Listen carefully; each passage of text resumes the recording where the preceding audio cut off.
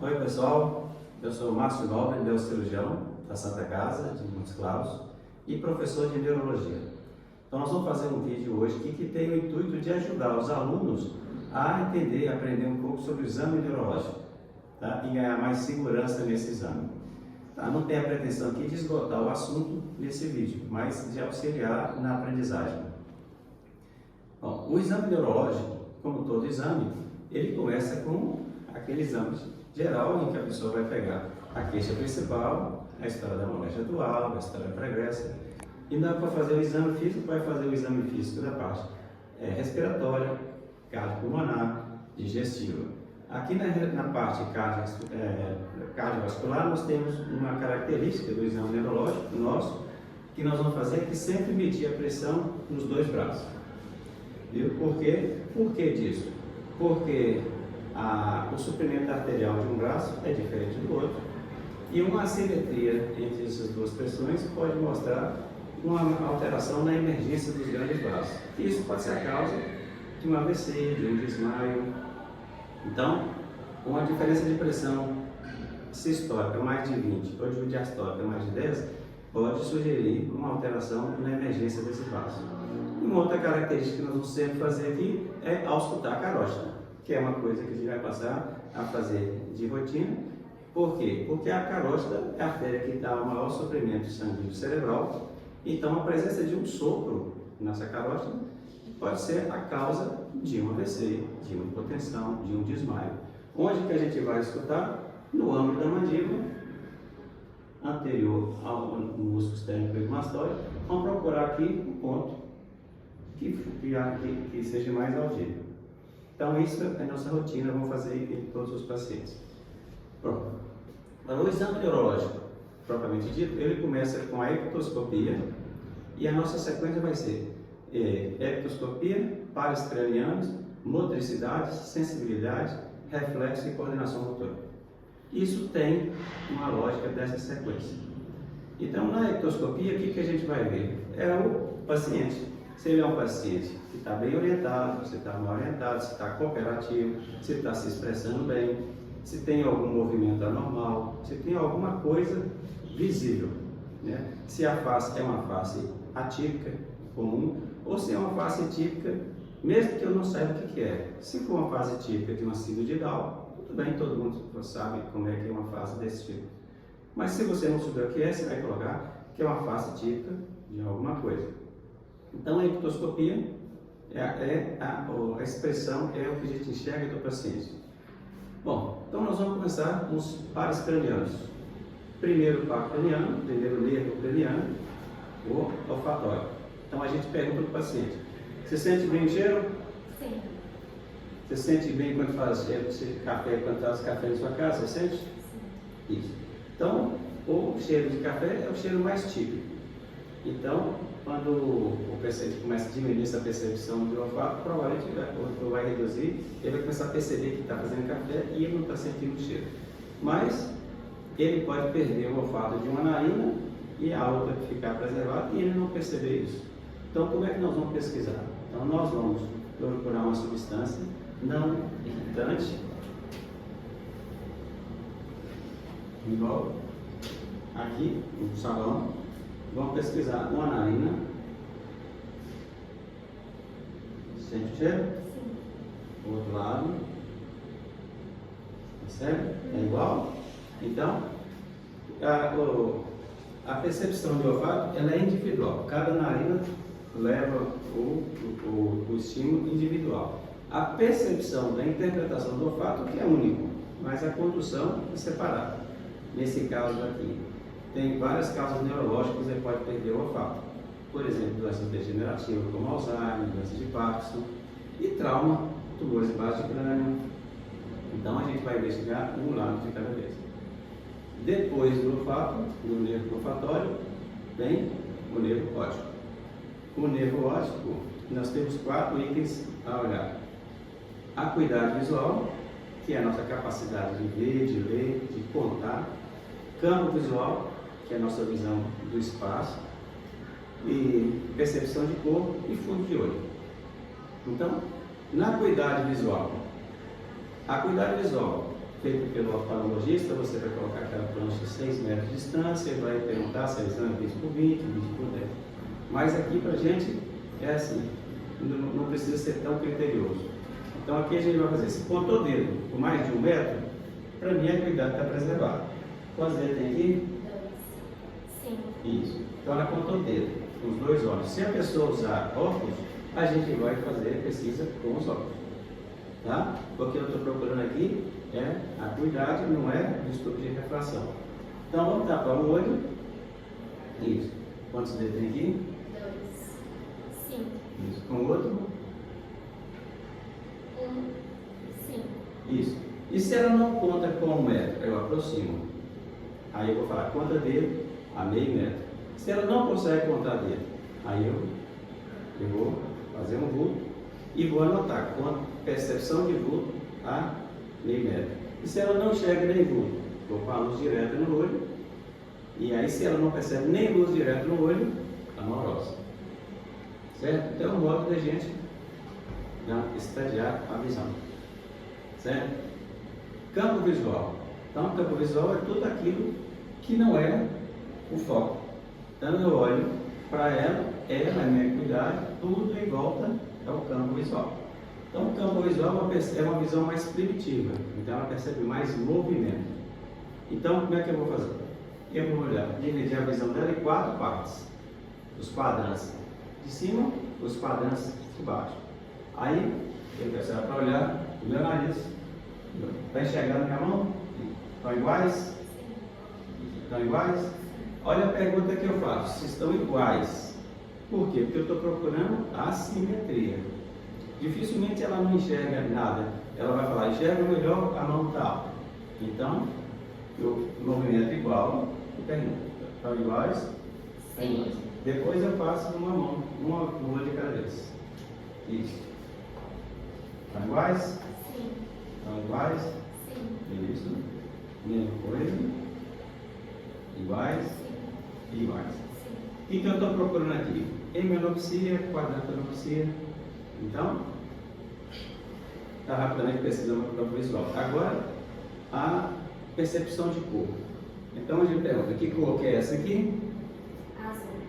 A gente procura. Que cor que é essa aqui, cara? Vermelha. Isso. Essa aqui? Verde. Isso. Então, ela está percebendo. Então, para mim já está bom, não precisa entrar muito em detalhe com essa percepção de cor.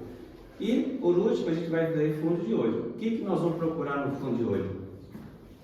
A papila. Aí nós vemos se a papila está com contorno nítido, se ela tem uma escavação fisiológica, que é uma escavação onde os vasos saem da papila, né? Que aqui tem um oftalmoscópio que a gente pode pegar e treinar, tá? E se a gente conseguir ver a pulsação venosa. Então, no fundo de olho, quem pulsa é a veia. Porque a veia ela pulsa conforme a pulsação craniana.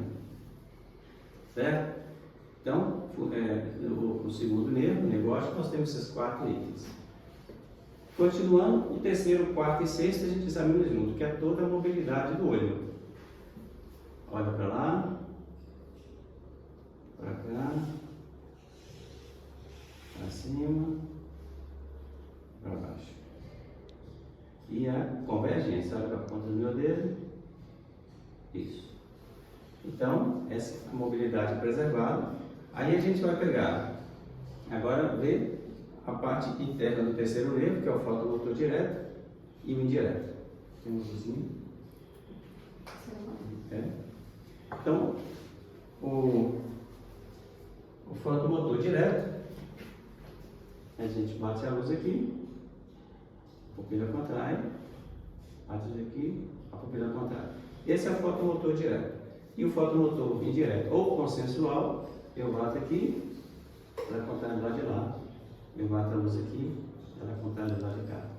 Então, esse é o fotomotor direto e o fotomotor indireto ou consensual. Então, já pesquisamos esses 3 nervos facilmente. O próximo, o quinto. O quinto é toda a sensibilidade da face.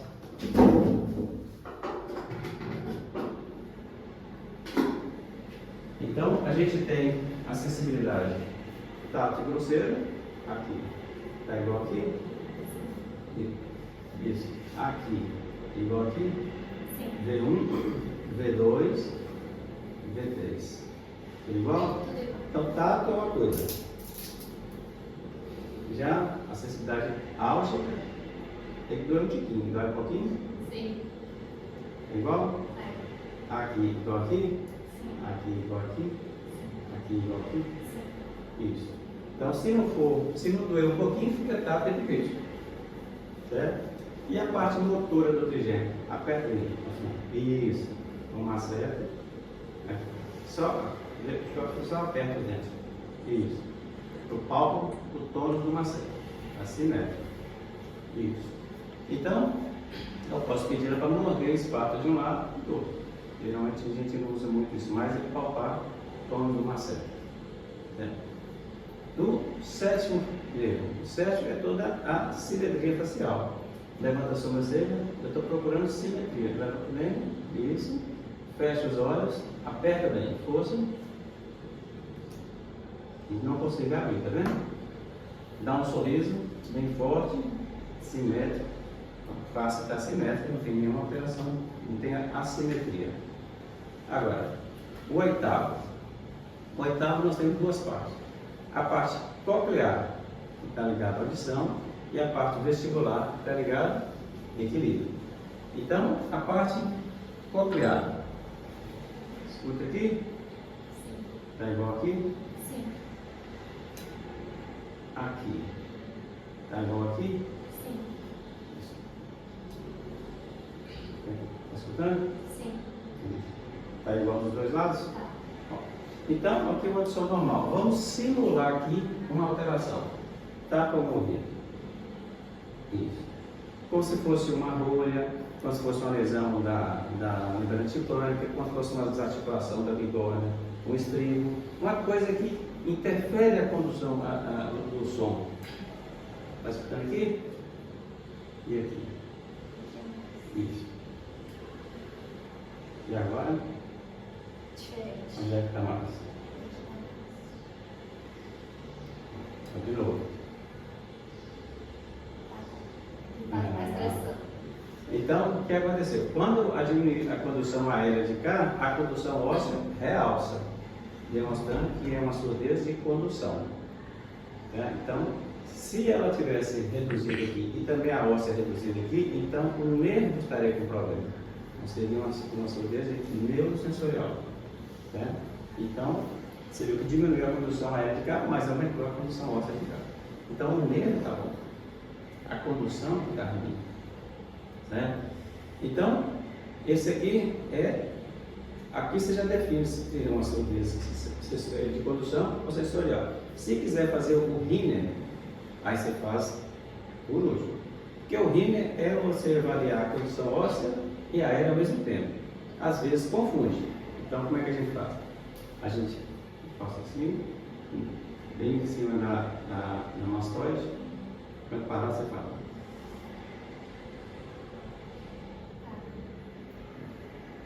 Está escutando?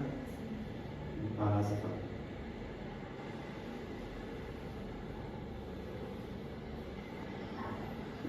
Você vê que a condução aérea foi bem mais prolongada do que a condução óssea. Demonstra que a condução aérea ela é o dobro da condução óssea.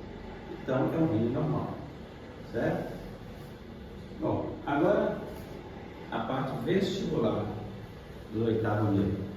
Eu vou procurar nistagmo. Olha para lá. Olha para cá. Eu peço para olhar e segura para ver se surge nistagmo, né? Olha para cima. Para baixo. Isso. Não tem nistagmo. Então, nós vamos induzir o nistagmo. Você tem enxaqueca? Não. Isso. Então, o enxaquecoso não gosta muito dessa prova, porque estimula o labirinto. Então, nós vamos virar para um lado e para o outro. Nada mais é do que estimular o labirinto dela. Então, aí a gente vai virar para cá, tem que ser com um pouco de velocidade. A gente espera 1 minuto, que é o tempo da mobilidade da endolinfa. E depois levanta de uma vez. Olha para cá. para lá. Não deu nenhum mal-estar, né? É porque aqui nós não esperamos um minuto e também ela não tem queixa vestibular. Fazendo de um lado, essa é uma prova de Semon. Faz de um lado, espera um minuto, depois levanta de uma vez. Isso. Então, essa manobra serve para quê? Bom, ela, vamos supor que do lado de cá ela teve um mal-estar e do lado de lá não. Então, essa, quando eu virar para o lado de cá, a orelha que está apontando para o chão é a orelha que eu estou investigando. Se ela teve mal-estar do lado de cá e não teve do lado de lá, então eu sei que o problema que ela está me questionando de vestibular deve ser na orelha direita. Tá? Então eu faço de um lado, faço do outro. Agora é importante esperar por um minuto. Um ou mais, 1 ou 2 minutos. Certo? Então, essa ajuda, é um estudo da função vestibular. O nono e o 10º, a gente examina juntos, porque é a motilidade do palato. Cadê a luzinha? Então, é a mobilidade do palato. A gente vai ver se o palato está com a mobilidade, abre a boca, e você fala A, isso. Agora, estimular um pouco aqui o vômito, estimular um pouco de cá. Então, incomodou dos dois lados, mostrando que o reflexo do vômito está preservado. Então, quando eu falar a letra é a que mais levanta o palato. Então, eu estou vendo simetria. Então, não tem mobilidade está preservada, está simétrico e o reflexo do vômito está preservado. Bom, o 11º, levanta o ombro, isso, sem apoio da mão, levanta assim. Isso, força, levanta a mão. Procurando sempre a simetria, vira para lá, isso, força, externo para ele mais para de cá, vira para aqui. Externo para ele mais para de cá. Então, está preservado. E o 12º, hipoglosso, põe a água para fora, mexe para lá, para cá, para cima, para baixo. Isso. Então, veja bem, aqui nós finalizamos os pares cranianos de forma rápida e simples e bem objetiva. Se você tem algum problema dentro desses pares cranianos, alguma coisa vai estar alterada nesse exame aqui. Tá? Agora, dando continuidade a esse exame, aí a gente vai continuar com a motricidade.